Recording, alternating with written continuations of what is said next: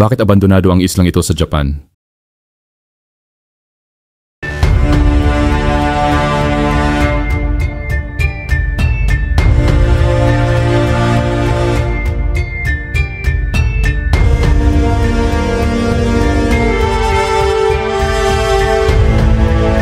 Sa bandang timog ng Japan, makakakita ka ng kakaiba sa satellite images. Ito ang lungsod ng Nagasaki at malapit lang dito ang ilang maliliit na isla. Yung iba, walang tao, yung iba naman, may mga beach resort. Pero merong isang isla na punong-puno ng mga wasak na alaala ng dating syudad. Gumagana dito ang Google Street View. Pwede kang mag-drop ng pin, maglakad-lakad at libutin ang mga abandonadong kalsada at gusali. Nakakatindig balahibo ang itsura. At malinaw na matagal na itong iniwan ng mga tao. Pero kahit na mga guho na lang ang natira, ang maliit na piraso ng lupa na to ay may malaking istorya na hindi alam ng karamihan. Mas malaki pa sa kasaysayan ng Japan. Isang patunay ito ng pandaigdigang digmaan, ang pag-angat at pagbagsak ng isang imperyo. At ang islang ito ang pinagmulan ng isang alitan na nagpapatuloy pa rin hanggang ngayon. Kung gusto mo ang ganitong klase ng content, ay huwag kalimutang like ang video at mag-subscribe sa ating channel para lagi kang updated sa mga bago naming uploads. Tara, at ating alamin bakit abandonado ang islang ito sa Japan. Ito ang Hashima. Noong late 1800s, dumaan ang Japan sa Industrial Revolution na lubos na nagbago sa buong bansa. Ang Japan, mula sa pagiging bansang pang-agrikultura, ay naging isa sa mga pangunahing industrial power. Nagpatayo ng mga rails ng tren, umusbong ang mga pabrika at mga shipyards. At lahat ng pagbabagong ito ay nangangailangan ng enerhiya.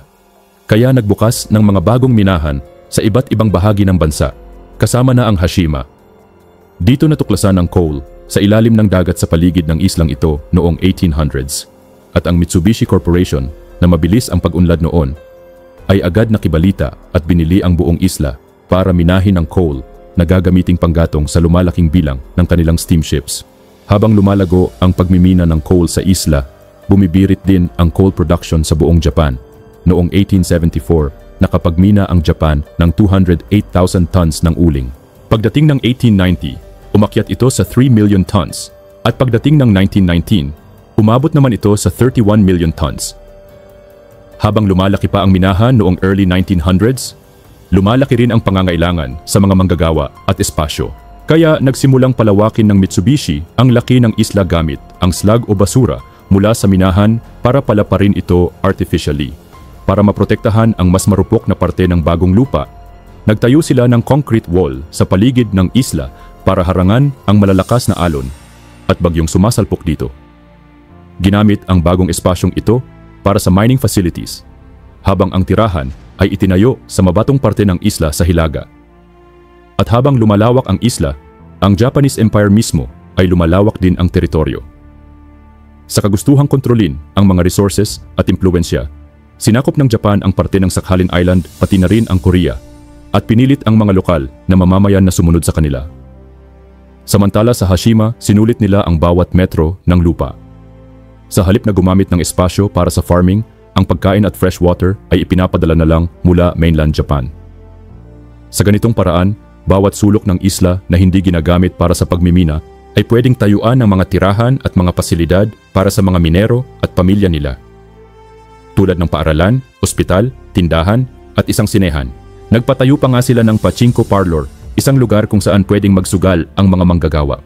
Habang patuloy ang paglawak ng Hashima, na dinagdagan ng artificial na lupa at mas maraming konkretong gusali, unti-unti na nitong nakuha ang kakaibang itsura nito. Kapag tiningnan mula sa lupa, parang isang malaking gray na barko ang isla, kaya tinawag ito ng mga tao na Gunkanjima, na ang ibig sabihin ay Battleship Island. At noong 1930s, habang mas lalo pang nagmumukhang barkong pandigma ang isla, mas marami pang totoong warships ang nagsimulang dumaan sa paligid nito. Ito ay dahil sa parehong panahon, nasangkot ang Japan sa iba't ibang digmaan. Pinakamalaki na ang laban sa Republic of China. Noong 1931, sinalakay ng Japan ang Manchuria. At noong 1937, sinimulan ang full-scale invasion sa China na naging simula ng Second Sino-Japanese War. Sa layuning palawakin pa lalo ang kanilang imperyo, naging bahagi ang digmaang ito ng mas malawak na Second World War. Umabot sa pinakamataas na demand ang uling sa panahong ito at narating ng Hashima ang rurok ng produksyon noong 1941. na umabot sa 410,000 tons ng uling. Samantala ang Mitsubishi, ang kumpanyang nagpapatakbo ng minahan, ay gumagawa rin ng mga warship na ginagamitan ng uling, pati na rin ng mga eroplano at iba pang sandata para sa giyera. Habang patuloy na lumalawak ang isla, ang imperyo ng Japan ay lalo ring lumalawak sa buong Asya. Isang pagpapalawak na may kalakip na matinding kapalit dahil sa pilitang sinakop ng Japan ang maraming teritoryo at inangkin ang kanilang mga resources. Isang kasaysayang alam na natin ang naging katapusan. Noong August 6, 1945, ang Hiroshima ang naging target ng unang atomic bomb. Pagkalipas ng 3 araw, isang pangalawang bomba ang ibinagsak at ang target, ang lungsod ng Nagasaki, malapit lang sa Hashima. Pagkatapos ng pagsabog, ang mga manggagawa mula Hashima ay dinala sa Nagasaki para tumulong maglinis ng mga guho. At muli, naging bahagi ang Hashima ng mga pangyayaring bumago sa kasaysayan ng Japan. Pagkalipas ng 4 na araw, sumuko na ang Japan.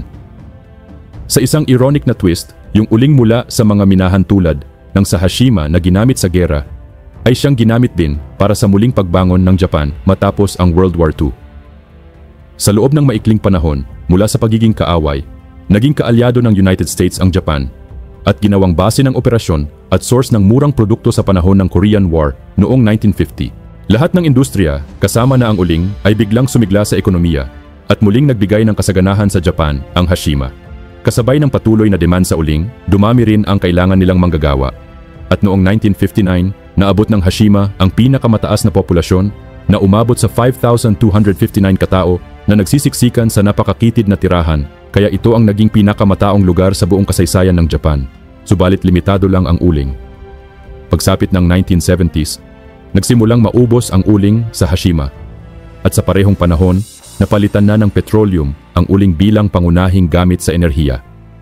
Dahil dito, inannounce ng Mitsubishi noong January ng 1974 na isasara na nila ang minahan at kailangan nang lumikas ng lahat ng residente at manggagawa sa loob lang ng 3 buwan.